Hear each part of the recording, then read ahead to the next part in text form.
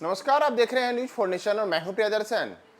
बिहार की सियासत के लिए चिराग पासवान इन दिनों एक ऐसे तुरूप के इक्का बने हुए हैं जिन्हें पाना भारतीय जनता पार्टी हर हाल में चाहती है। और इसी के लिए 18 जुलाई को होने वाली एनडीए की बैठक में शामिल होने के लिए चिराग को आमंत्रण देने एक बार नहीं बल्कि दो बार केंद्रीय गृह राज्य मंत्री नित्यानंद राय उनसे मिलने पहुंचे थे। लेकिन इन सबके बावजूद भी अभी तक यह स्पष्ट नहीं है कि क्या चिराग पासवान एनडीए के हिस्सा होंगे या नहीं होंगे। और इन सब के बीच अब जो आज एक बड़ी खबर यह है कि दिल्ली में अब चिराग पासवान और केंद्रीय गृह मंत्री अमित शाह के बीच मुलाकात होगी। दरअसल दोनों के बीच की यह मुलाकात इसलिए बेहद खास है क्योंकि 18 जुलाई को दिल्ली में ही एनडीए के घटक दलों की बैठक होनी है। इस बैठक में एनडीए में शामिल तमाम छोटे बड़े दलों को आमंत्रित किया गया है और भारतीय जनता पार्टी एनडीए की एकजुटता के साथ विपक्ष को एक बड़ा संदेश देना चाहती है कि देखिए, हमारे पास इतने दलों की एक बड़ी ताकत है। लेकिन बिहार में अपनी ताकत दिखाने के लिए एनडीए को सबसे बड़ा जो एक साथ चाहिए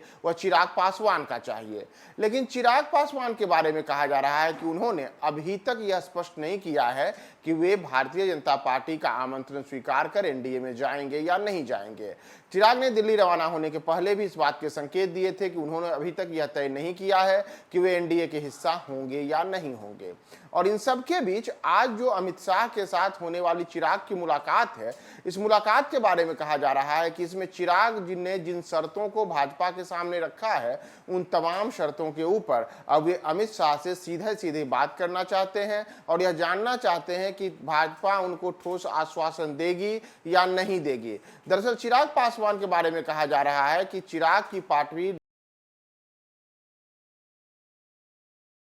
शर्तें हैं, उन शर्तों को अगर भाजपा मानती है तब तो चिराग एनडीए की बैठक में जाएंगे, या फिर अगर वो शर्तों को भाजपा नहीं मानती है तो एनडीए से किनारा भी चिराग कर सकते हैं। दरअसल जो शर्त चिराग की पार्टी की ओर से भाजपा के सामने रखी गई है उसमें एक शर्त यह है कि भाजपा को चिराग ने साफ तौर पर कह दिया है कि हमें लोकसभा चुनाव 2024 के दौरान बिहार में लोकसभा की 6 सीटें चाहिए। इसके अतिरिक्त चिराग की पार्टी ने राज्यसभा की एक सीट पर भी अपना दावा ठोका है। और इन सब के अतिरिक्त एक बड़ा जो पेच है वह पेच है चिराग के चाचा पशुपति पारस को लेकर के, जिनकी पार्टी मौजूदा समय में एनडीए में शामिल है और खुद पशुपति पारस केंद्र में मंत्री भी हैं। और इसके बाद चिराग पासवान ने यह कहा है कि एक तरीके से पशुपति पारस को अब एनडीए से किनारा किया जाए और पशुपति पारस जिस हाजीपुर संसदीय क्षेत्र से चुनाव जीते हुए हैं उस सीट पर अब चिराग ने अपना दावा ठोका है कि उनके पिता रामविलास पासवान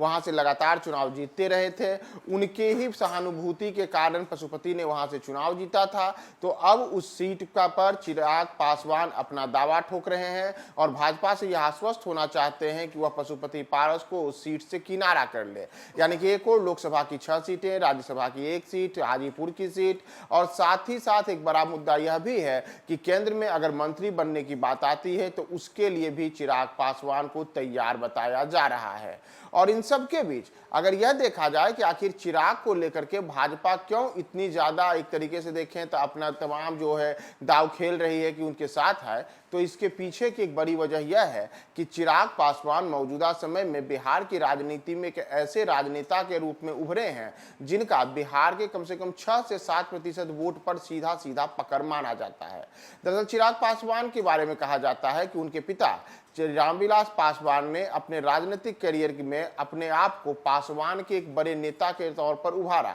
और पासवान जाति के बिहार में अगर हम वोटों की बात करें तो इसकी तादाद करीब 6 से 7% है। और पिता के निधन के बाद चिराग पासवान ने इस वोट बैंक को अपने साथ बांधे रखने में भी काफी अहम भूमिका निभाई है। और अब यही वजह है कि अगले लोकसभा चुनाव में भाजपा यह मान रही है कि अगर चिराग एनडीए के साथ होते हैं तो पासवान बिरादरी का करीब 6 से 7% जो वोट है वह भी एनडीए के पाले में शिफ्ट होगा और इससे बड़ा फायदा भाजपा को भी मिलेगा। तो इन तमाम चीजों पर आज अब एनडीए की जो बैठक होने वाली है कल दिल्ली में, उसके पूर्व अमित शाह से चिराग पासवान मिलेंगे। उन्होंने जो शर्तें भारतीय जनता पार्टी के सामने रखी हैं, अगर भाजपा वो शर्तों को मानती है तभी चिराग पासवान एनडीए में जाएंगे, अन्यथा बिहार में अपने कुनबे को मजबूत करने में लगी भाजपा को चिराग पासवान अंतिम समय में झटका भी दे सकते हैं।